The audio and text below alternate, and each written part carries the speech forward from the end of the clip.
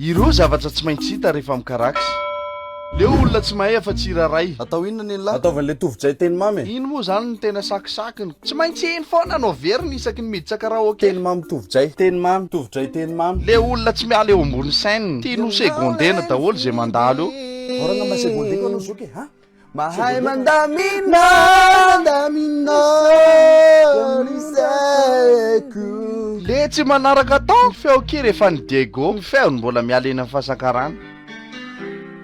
Atezerako mbenombeny makarary rarifo. Le pilavany Iteny mamino. Ay, aleo mba verina kely DJ azafady. Reo teny mamino lazaiko. Mba verina kely. Reo teny mamino lazaiko.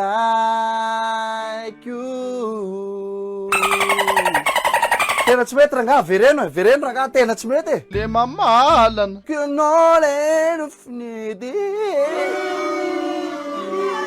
Le mamalana fa mbola mahazo tehaka ihany. Mahay mandamina ny saiko dia monda sardy.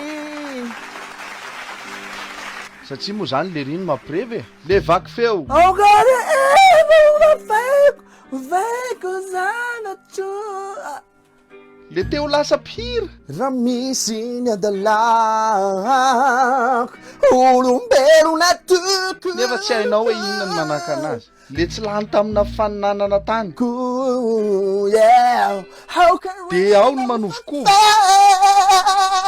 Le olona sarokenatra. Tery mba ataontsika zay la duo ty hira ray ty. Le be menimenina. Zoky mbola sy tablana ihany ve?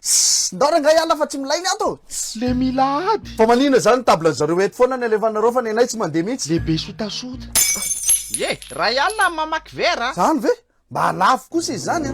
Zany ve nama tsy efa fanararotana le ligue. Ka sitraponao io de tsy maintsy alohanao e. Ay ki terra nga tonga de fe noro alina amty. De fe noro alina amty. Etso polisa ry zareo a. Le tsy tokony tany amin'ny karaoke fa tany amin'ny boîte. Ay zay avadio DJ amizay nga fa zay te andia. Le olona tsy commande hira iny raha tsy hira tsisy foana. Isan'le hira tsipo iny ve ao DJ? Ah, fa hira n'izy zany tsipo. Mba le faso kely hoe. Tsy possible. Tsy possible. Ah, zoky e, tsisy. Ary le zanaky voparara iny sankate boy. Le hoe zanaky voiparara o. Mbola tsisy iny ka. Ary le like. Ary inona koa ny zavatra mba tsaronao raha vao hoe resaka karaoke. Mba tantarao hoe tandremo sao adino le bon plan amin'ny asa. Fa raha mampiditra fibre go noho ny miakatra ianao alohan'le 31 mai izao de mahazo abonnement Netflix gratuit mandritra ny 16 mois. Koa manantona aingana ary ny App Store e.